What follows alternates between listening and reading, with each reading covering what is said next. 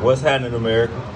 Hey, I got a real serious question I want to pose to y'all real quick. I want y'all to think about this and answer this. You're going to see how it's directly affecting everybody in America. So this ain't just an issue dealing with one or two people. This is an issue dealing with anybody that's unaware of this.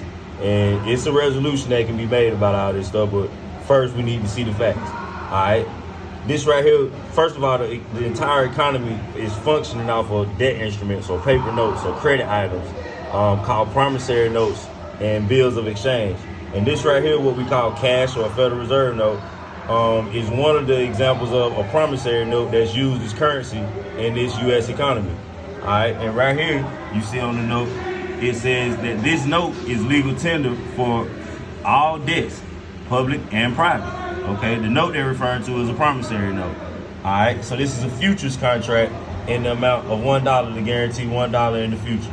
All right, and according to contract law and commercial law, the title holder is going to be named at the top of the contract. All right, so in this note right here, the Federal Reserve Bank will be the title holder to this instrument. Okay, now who's backing this instrument? The United States government, the United States of America, which is a federal corporation that can be identified by federal law under Title 28 of the United States Code, Section 3002, Paragraph 15. All right, and these notes are being sold by the Federal Reserve Bank.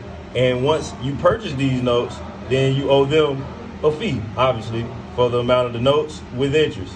All right, so then if the United States government purchased these notes from the Federal Reserve in order to use them as U.S. currency in their U.S. economy, then they owe the Federal Reserve Bank.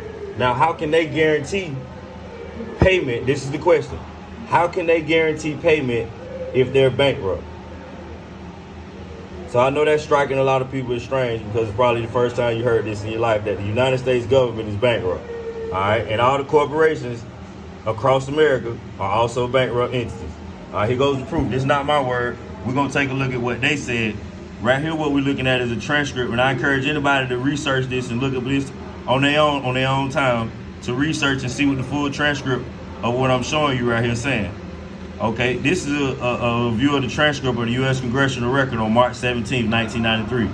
And what we're seeing right here is Representative James Traficant Jr., he stated that, Mr. Speaker, we are here now in Chapter 11. Members of Congress are official trustees presiding over the greatest reorganization of any bankrupt entity in world history, the U.S. government.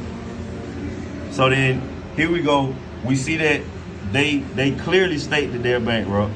Okay, this is per the United States government, and we can even go down to right here. One cannot get rich by accumulating money substitutes. One can only get deeper into debt. We the people no longer have any money. Most Americans have not been paid any money for a very long time, perhaps not in their life. Now do you comprehend why you feel broke? Now do you understand why you are bankrupt, along with the rest of the country? Federal Reserve notes are unsigned checks written on a closed account.